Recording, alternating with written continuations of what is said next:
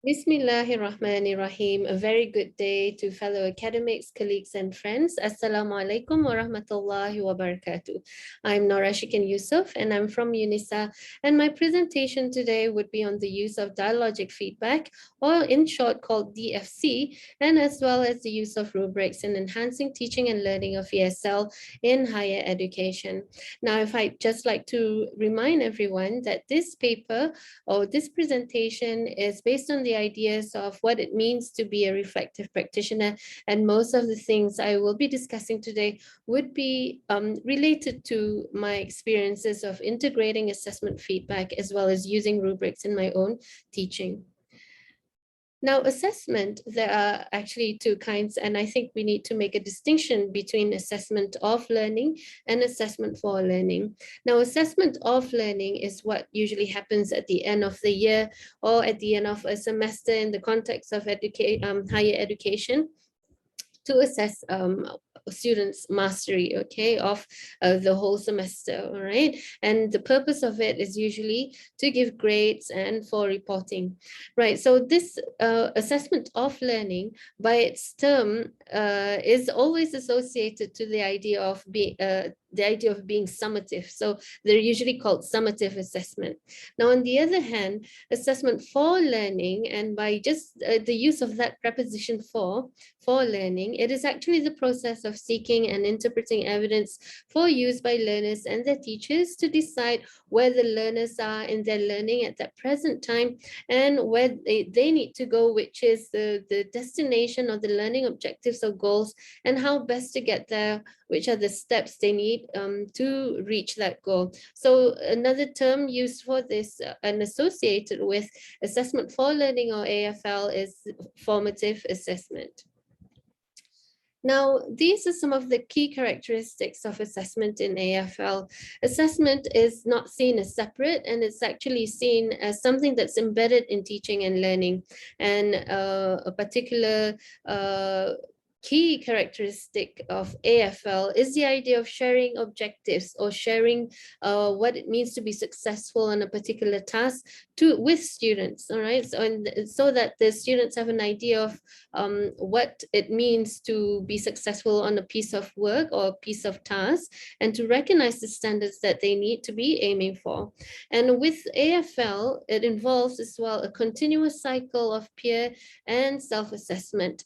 Now, in AFL, constructive qualitative feedback is also key, all right, to help students to recognize the next steps they need for learning and how to take them there. And with AFL, there's the word regularly review with students and reflect on the assessment data or information they get from the assessment activities in the teaching and learning. And one very important thing with AFL is that the idea of the belief or assumption that every student can improve, all right? Now, with AFL, it seems like it's the idea of teaching backwards. We start the journey with the end in mind. So we help students to start that journey with the end in mind and having that to shape the direction that we're going to reach that destination. Now, the destination must, however, be explained to students clearly. And in other words, we need to tell them specifically how to get there. And by telling them specifically, we need to use to describe this destination in the form of what the learning intentions are or the learning objectives and the success criteria related to reaching these learning objectives. Now, with success criteria, there are two types. One is process criteria and performance criteria. Now, with process criteria, it's actually, it spells out the series of steps students need to take to be able to work through a task or to complete a task. And usually there's the use of checklist, all right? While performance criteria, it includes some kind of evaluation of quality of the student work and usually involves rubrics, the use of rubrics.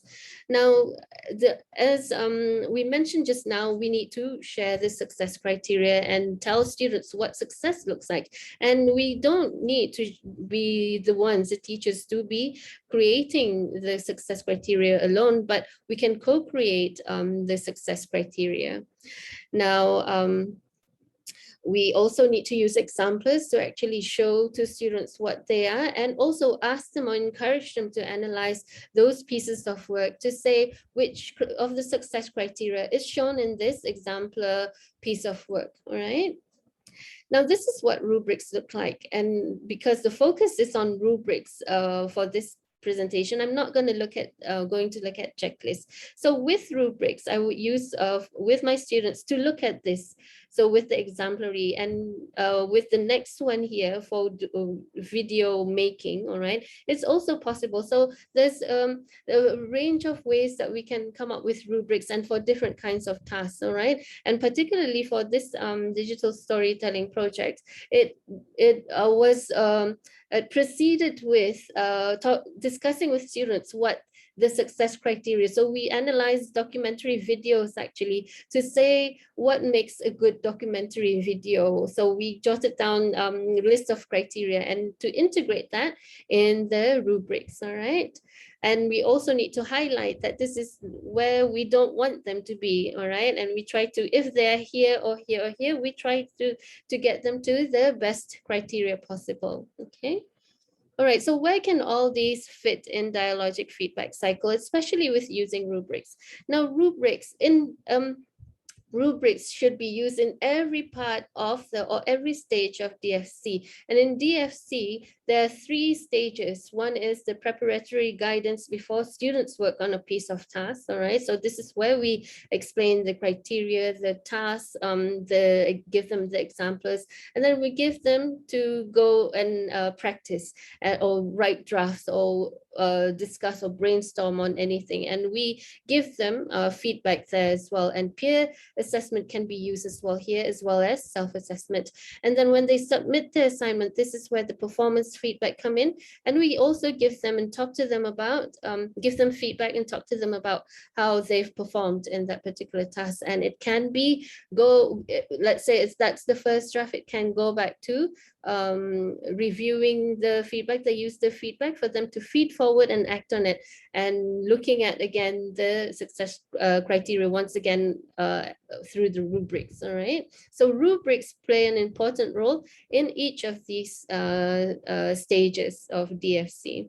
Now, we are, in anything we do as teachers, we are not without any challenges, especially with higher education. Our first challenge, especially for university required courses, whereas a majority of the students have to take like the English language courses, we are challenged by large class size.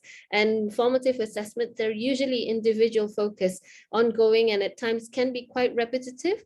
And therefore it's time consuming in terms of preparation and consultation time with our students. And we struggle with trying to give timely feedback to students. Now, there can also be trust issues with the idea of self-assessment and peer assessment among students, because they say, you're not the teacher, so how can I be confident that your comments are worthwhile, or I need to listen to you or not, all right? But I believe in a lot of affordances, and when we're guided by AFL and when we use rubrics, because students get to understand what is expected of them.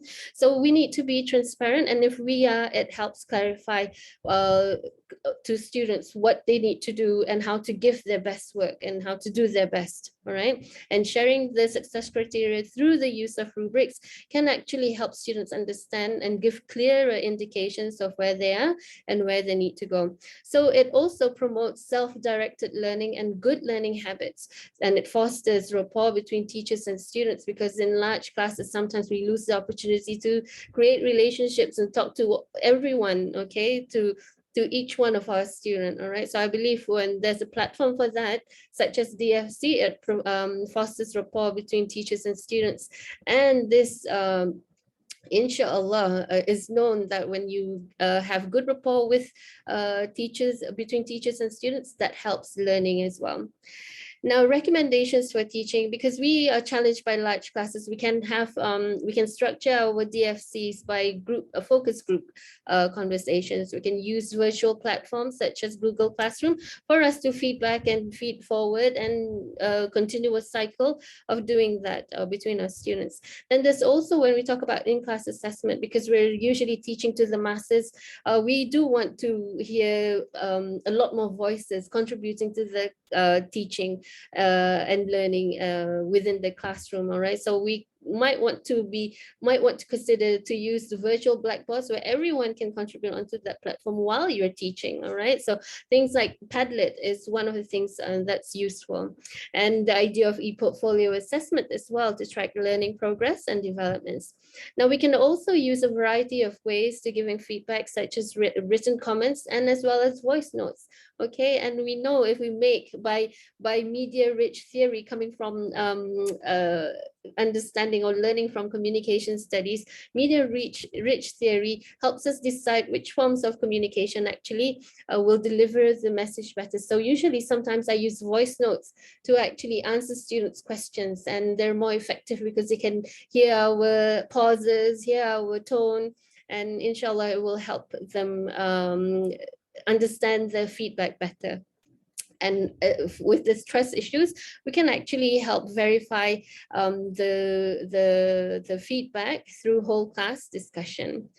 Now, recommendations for future research, because formative assessment implies repetitions and cycles of conversations with students, then I believe this idea of doing a classroom action research would be more useful, or will be helpful to record all these things to see how certain interventions on certain steps, and we modify it and plan again, will work, and to record that. Okay, and I've not yet also done looking at what students think and what students think of the use of rubrics and DFC. Okay, and we must not underestimate the value of language at the classroom talk that happens during formative assessments, during teaching and learning. All right, so I think that will be useful to study as well.